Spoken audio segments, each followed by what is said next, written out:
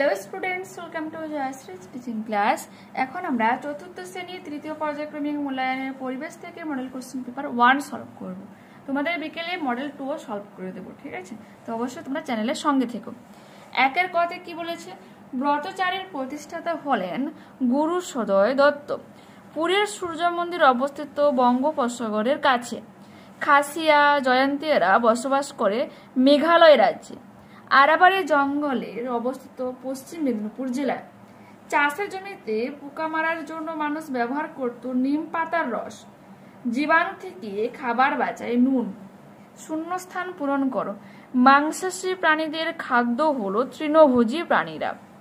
দার্জিলিং জেলার কালিম্পং এ আছে লেপচা মিউজিয়াম। মানুষ প্রথম পোষ মানিয়েছিল কুকুর প্রাণীকে। আমাদের দেশের উত্তর ভাগ জুড়ে আছে হিমালয় পর্বত। গম, জোয়ার আর বাজরা চাষ বেশি হয় পাঞ্জাব রাজ্যে। জাদুঘরকে ইংরেজিতে মিউজিয়াম বলে।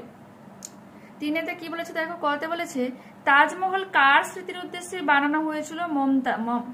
মমতাজের। এরপর কি বলেছে? মোফলং পর্বত পবিত্র বনভূমিতে কোন গাছ দেখা যায়? কুরজি গাছ।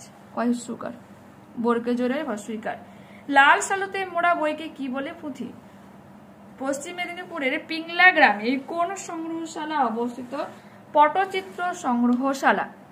পরিবারে শাখা প্রশাখাকে একসঙ্গে কি বলে? আত্মীয় বলে। কোণার্কের সূর্য মন্দিরে কত জোড়া চাকা আছে? 12 জোড়া। কোন দূষণের ফলে এই ঘটনাগুলি ঘটে তা লেখো। পাতার উপর ধূলিকণা জমে পত্ররন্ধ্র বন্ধ হয়ে যাওয়া, বায়ু দূষণ। পাথরের রং বদলে যাওয়া, বায়ু দূষণ। পুকুরে মাছ মরে ভেসে ওঠা, জল দূষণ। নোংরা বজ্র খেয়ে কাকের মৃত্যু, মাটি দূষণ। ঠিক আছে, এরপর কি বলেছে? শ্বাসকষ্ট হওয়া, এটা হয়ে যাবে বায়ু দূষণ। মাটিতে বসবাসকারী উপকারী প্রাণীর মৃত্যু, মাটি দূষণ। নিচের প্রশ্নগুলির যথাযথ উত্তর দাও। জামা মসজিদ কোথায় অবস্থিত? দিল্লিতে। এই মসজিদ কে বানিয়েছিল? মুঘল সম্রাট শাহজাহান। স্থাপত্য বলতে কি বোঝো? একটি উদাহরণ দাও। এটা পাচ্ছ 157 পেজে বইতে, টেক্সট বুক। 156 পেজে রয়েছে। পুরোনো দিনের বাড়ি, মন্দির, মসজিদ, গির্জা দেখতে পায়, যা হচ্ছে কি কারোর স্মৃতির উদ্দেশ্যে বলবে, যা হচ্ছে কারোর স্মৃতির উদ্দেশ্যে তৈরি করা হয় তাকে স্থাপত্য বলা হচ্ছে। আর উদাহরণ হয়ে যাবে কি? কোণার্কের মন্দির, বিষ্ণুপুরের রাসমঞ্চ, এগুলো। পরবর্তী প্রশ্ন, গান্ধীজির পুরো নাম কি? তিনি কত সালে জন্মগ্রহণ করেন? গান্ধীজির পুরো নাম হচ্ছে মোহনদাস করমচাঁদ গান্ধী। 1869 সালে 2রা অক্টোবর তার জন্ম হয়। দেখেছ? পরবর্তী প্রশ্ন কি বলেছে? যিশুর জীবনের গল্প পুতুলের মাধ্যমে কোথায় ফুটিয়ে তোলা হয়েছে? এটি কত সালে বানানো হয়? বইটি এটা লেখা 155 পেজে রয়েছে। কি বলবো? এই যে ব্যান্ডেল চার্চে রয়েছে যিশুর জীবনের গল্প, যেখানে পুতুলের মাধ্যমে ফুটিয়ে তোলা হয়েছে। আর এটা তৈরি করা হয়েছিল 1660 সালে। পরবর্তী প্রশ্ন, কোন রাজ্যে এবং কোন সমাজে আজও মা পরিবারের প্রধান? মেঘালয় রাজ্যে। বিষ্ণুপুরের আগের নাম কি ছিল? মল্লভূম।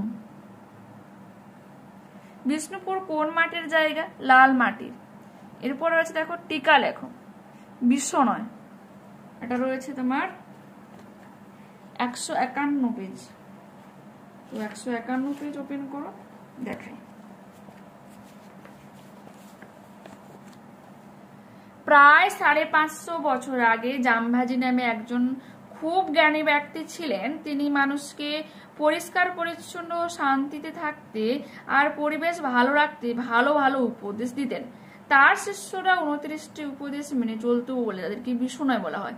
20 মানে 20 আর 9 যোগ করলে হয় 29। বিষ্ণুনয়েরা অকারণে গাছপালা কাটে না, কোনো পশু পাখি তারা ক্ষতি করে না। এরপর আছে কি? টেরাকোটা, যেটা আমরা পাচ্ছি বইতে 153 পেজে। দেখো, নরম মাটি দিয়ে নানান মূর্তি বা নকশা তৈরি করা হয়। তারপর এই মূর্তি বা নকশাকে আগুনে পুড়িয়ে নেওয়া হয়। পোড়ানো হয় বলে মূর্তি অনেকদিন কি হয়, টিকে থাকে। বেশি তাপে পোড়ালে মাটি শক্ত হয়, শক্ত পোড়া মাটি জলে সহজে নষ্ট হয় না। এইটুকুই রয়েছে, দেখে নেবে। ওকে,